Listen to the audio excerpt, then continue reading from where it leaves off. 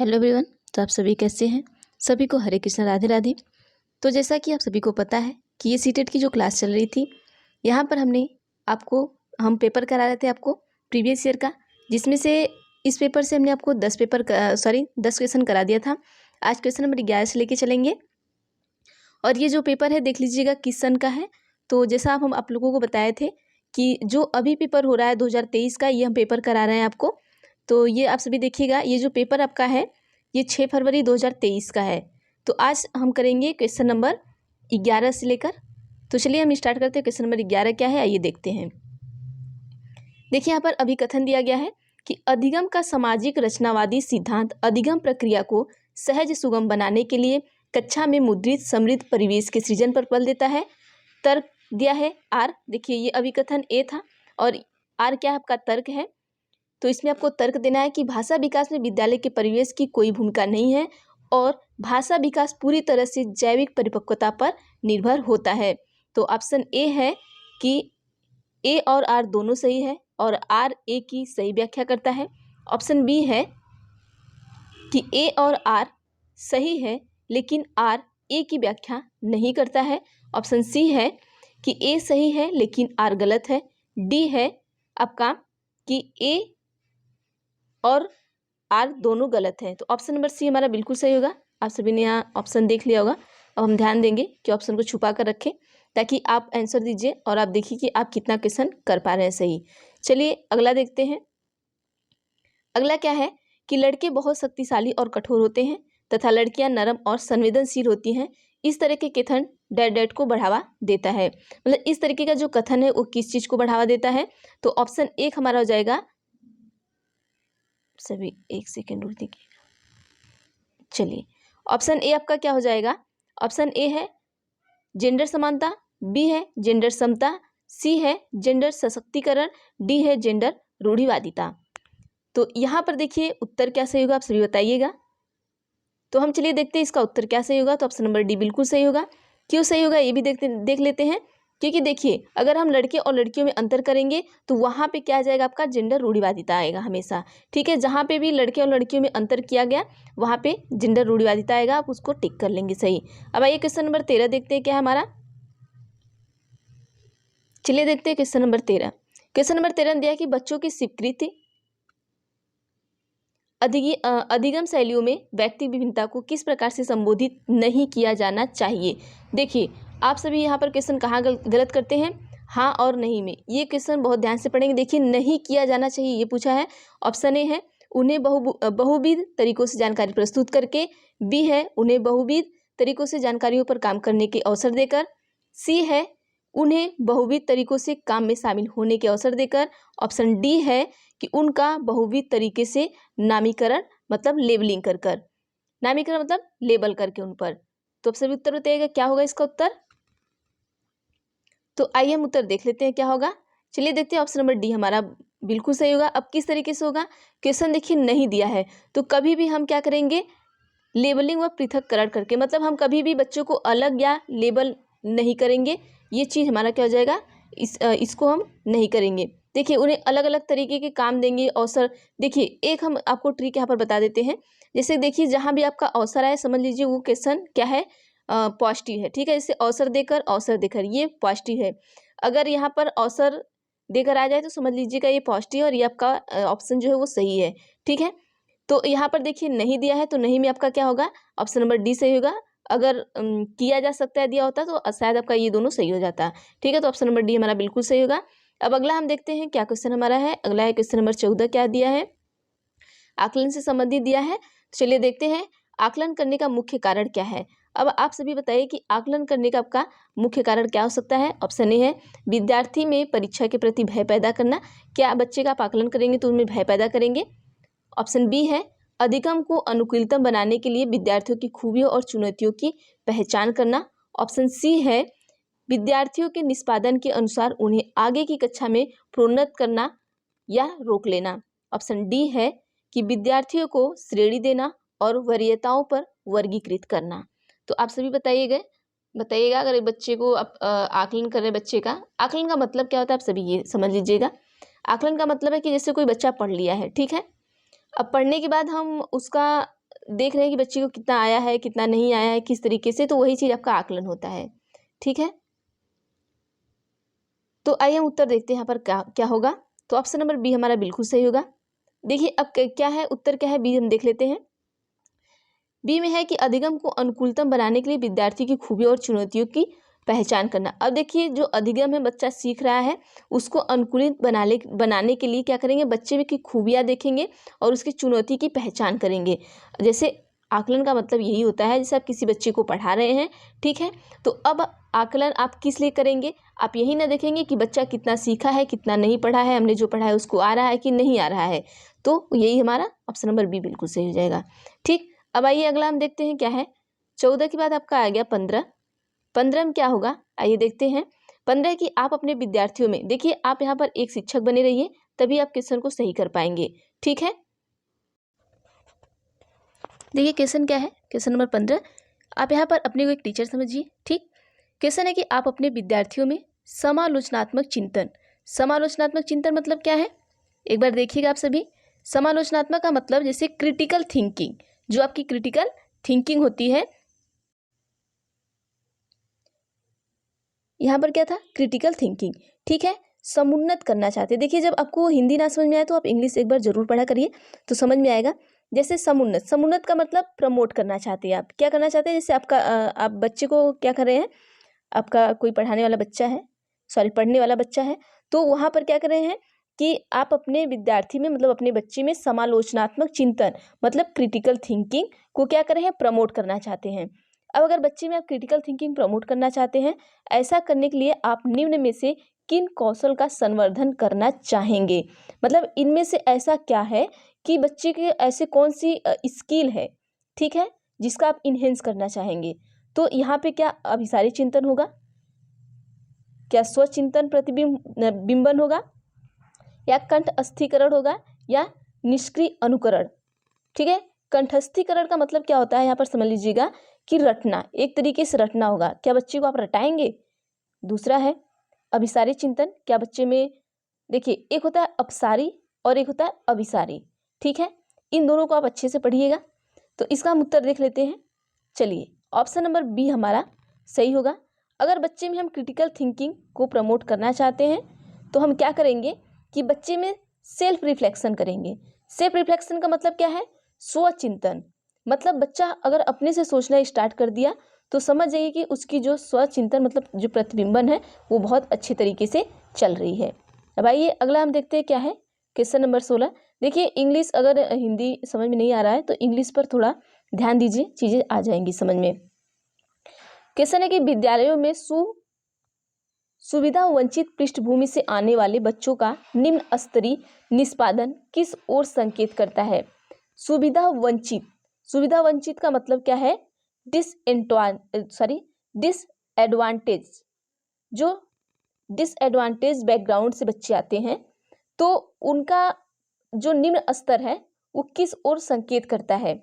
तो option A है विद्यालय सभी विद्यार्थियों की आवश्यकताओं की ओर ध्यान देता है, बी है उनके माता पिता शिक्षा का महत्व नहीं समझते, ठीक, अगला है सी है कि विद्यालय सभी बच्चों की आवश्यकता एवं योग्यताओं को संबोधित नहीं कर पाते, डी है कि बच्चों का सामाजिक परिवेश बच्चों के अधिगम के लिए पूरी तरह उत्तरदायी है।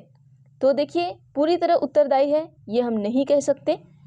ठीक है, उत्तर हम देख लेते हैं क्या होगा, सी होगा। तो हम डायरेक्ट उत्तर पर चलते हैं। ऑप्शन नंबर सी हमारा उत्तर होगा, विद्यालय सभी बच्चों की आवश्यकताओं एवं योग्यताओं को संबोधित नहीं कर पाते।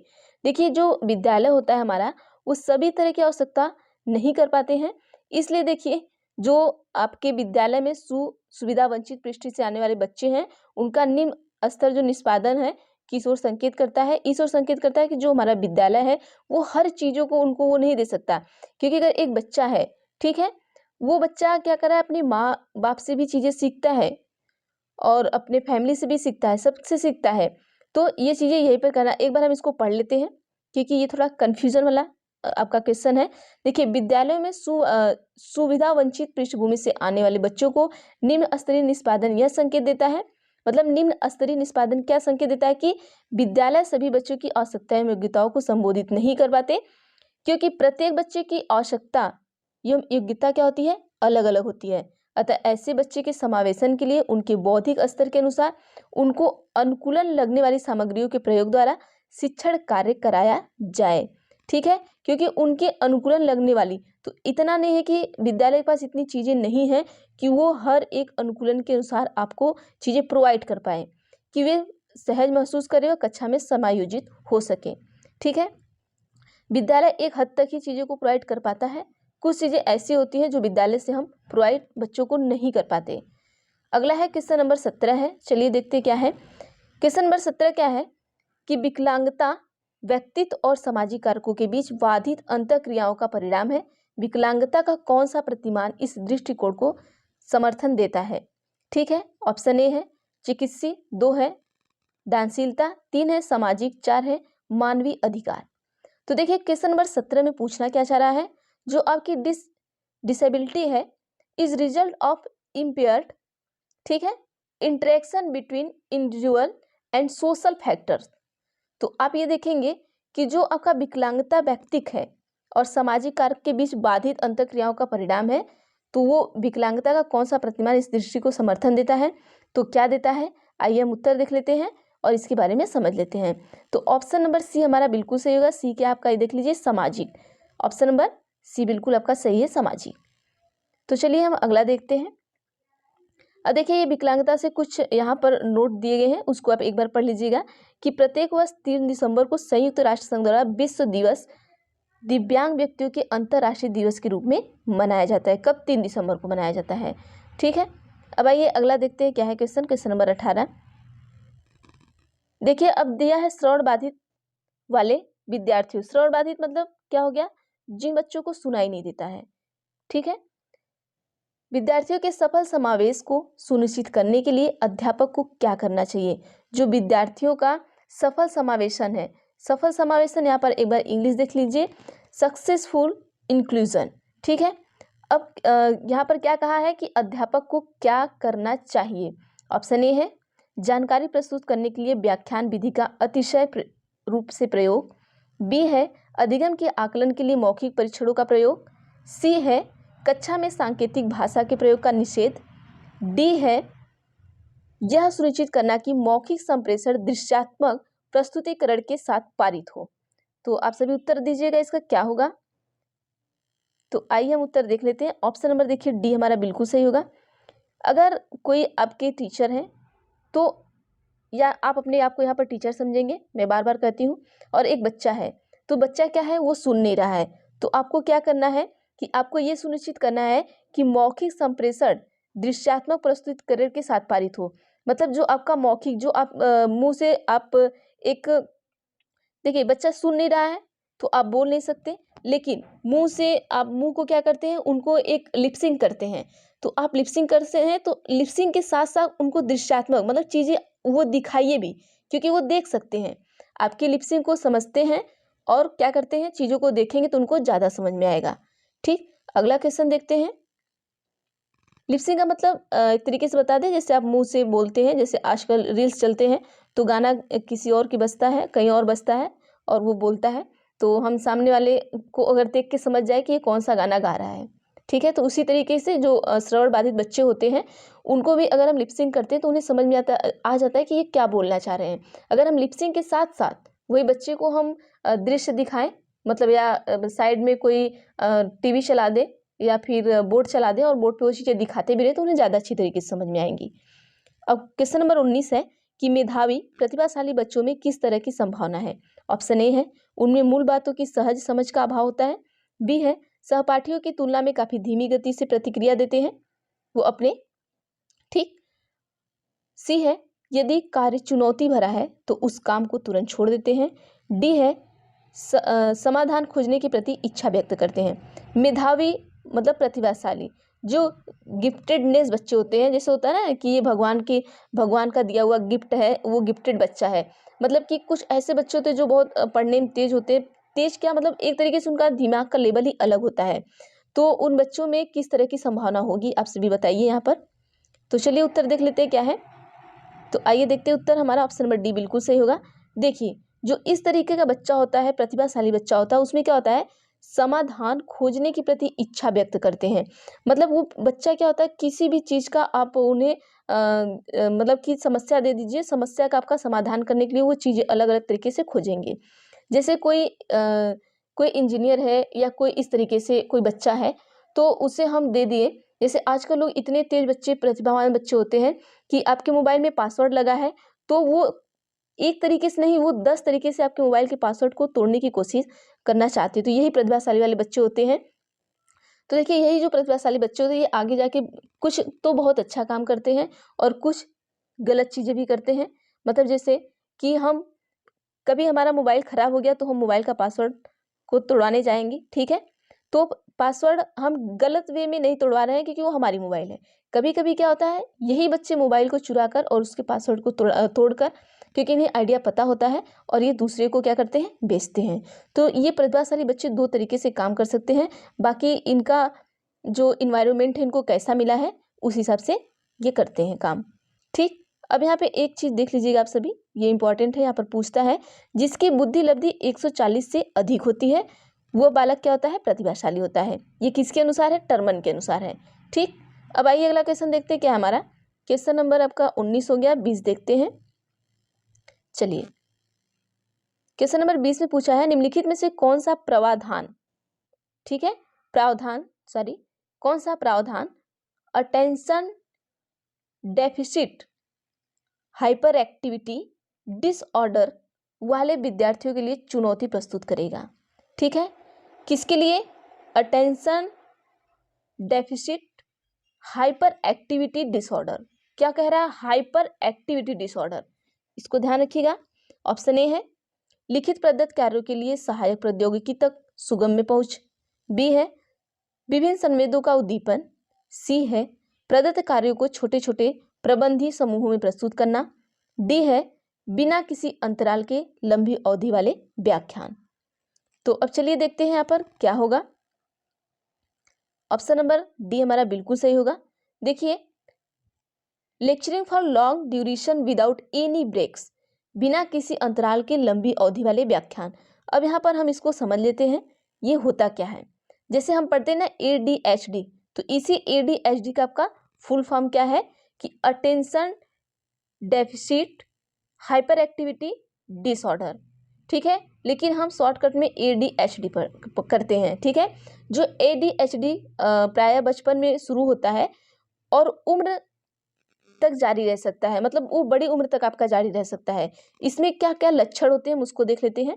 जैसे बिना सोचे समझे जल्दबाजी में काम करना, ठीक है। ऐसे बच्चे क्या करते हैं, बिना सोचे समझे क्या करते हैं, जल्दबाजी में काम करते हैं। लंबे समय से चल रही एक स्थिति जैसे ध्यान लगाने में कठिनाई, अति सक्रियता का होना, ठीक है। भूलने की प्रवृत्ति होती है इनमें, ध्यान में कमी होती है। तो यहाँ पर ऑप्शन नंबर हमारा